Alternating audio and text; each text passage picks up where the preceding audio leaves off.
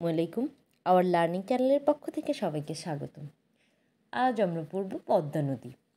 পদ্মা বাংলাদেশের একটি প্রধান নদী এবং অন্যতম বড় নদী। ভারতের গঙ্গা নদীর ধারা বাংলাদেশে প্রবেশ করার সময় পদ্মা নাম গ্রহণ করে। চাঁপাইনবাবগঞ্জ থেকে চাঁদপুরের কাছে মেঘনা নদীতে মিলিত হওয়ার আগ পর্যন্ত এটি পদ্মা নামে পরিচিত। উৎপত্তি ও প্রবাহ বিবেচনায় পদ্মা আন্তর্জাতিক একটি নদীর অংশবিশেষের নাম। মূল নদীটির নাম হচ্ছে গঙ্গা। গঙ্গা নদীর উৎস হিমালয়ের গঙ্গোত্রী হিমবাহ। বাংলাদেশে প্রবেশের সময় গঙ্গার দক্ষিণমুখী একটি শাখা ভাগীরথী নাম নিয়ে পশ্চিমবঙ্গের মধ্য দিয়ে সাগরে মেশে। মূলধারাটি পদ্মা নাম নিয়ে গোয়ালন্দের কাছে পৌঁছানোর পর সেখানে উত্তর দিক থেকে আসা যমুনা নদী তার সঙ্গে মেশে। বাংলাদেশের গুরুত্বপূর্ণ শহর রাজশাহী পদ্মা নদীর উত্তর তীরে অবস্থিত।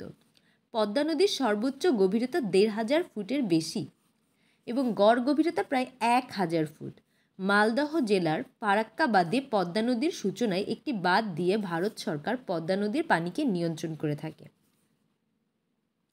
পদ্মা নদীর উপরে তৈরি হয়েছে একাধিক রেল ও সড়ক সেতু, একটি ঈশ্বরদীর কাছে, অন্যটি মাওয়ার কাছে। পদ্মা নদীর ইলিশের স্বাদ বিশ্বজোড়া। ১৯৭১ সালে মুক্তিযুদ্ধের সময়ে বাঙালির আত্মপরিচয়ের অন্যতম উপাদান হিসেবে পদ্মা নদীর নাম উচ্চারিত হতো। ধন্যবাদ সবাইকে। চ্যানেলটি ভালো লাগলে লাইক, কমেন্ট, সাবস্ক্রাইব করে পাশে থাকবেন।